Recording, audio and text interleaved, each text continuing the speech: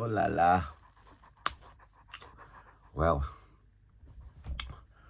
the young lady just gone. I shouldn't be laughing.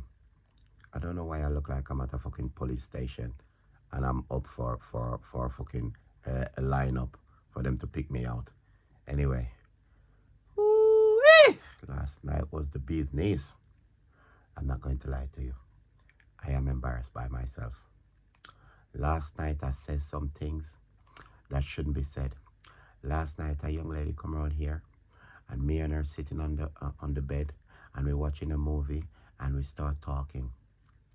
Before you know it, I start telling this young lady and I start crying right in her arms. I think I need to do this more. But I think to myself, I will be on the first train to hell when the next train comes to take people to hell.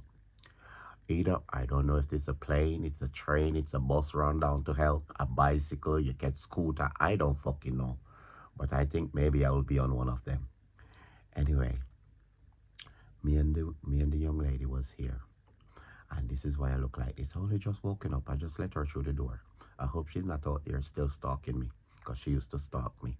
Anyway, me and her did that thing. And last night we was lying here watching the movie. And before you know it, she started asking me, MK, is everything all right?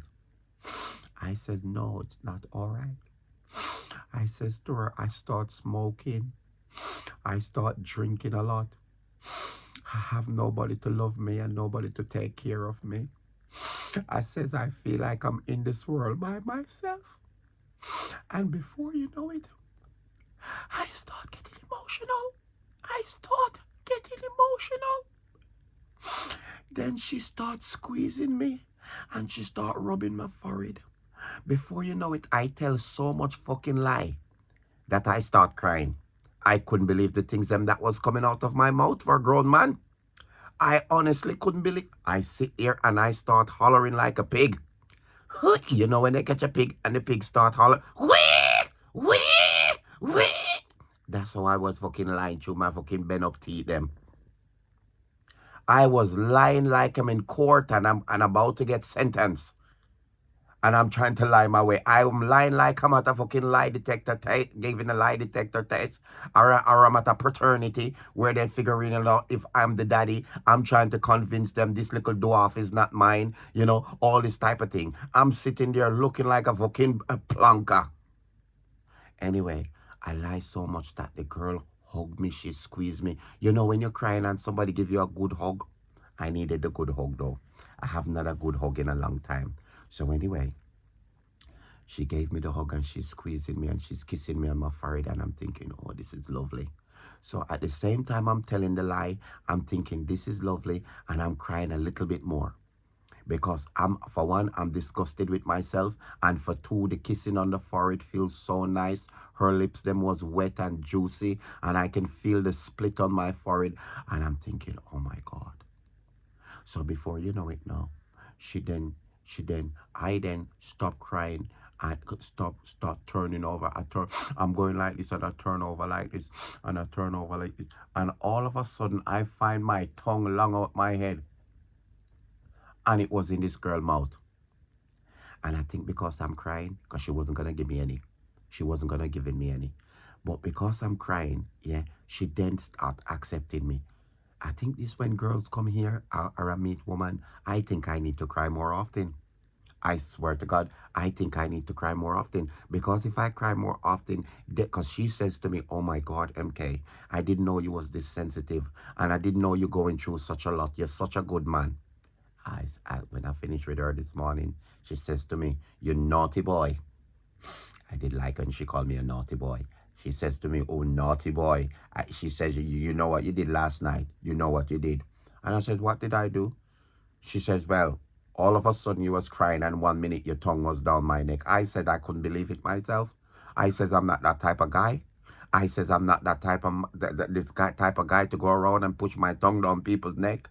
I said to her, because we got caught up in the moment, I think this is what happened. So she says to me, well, I'm naughty. I says, well, if you want to call me naughty right now, you can come back to the bedroom. She said, don't you fucking ask me to come back in there.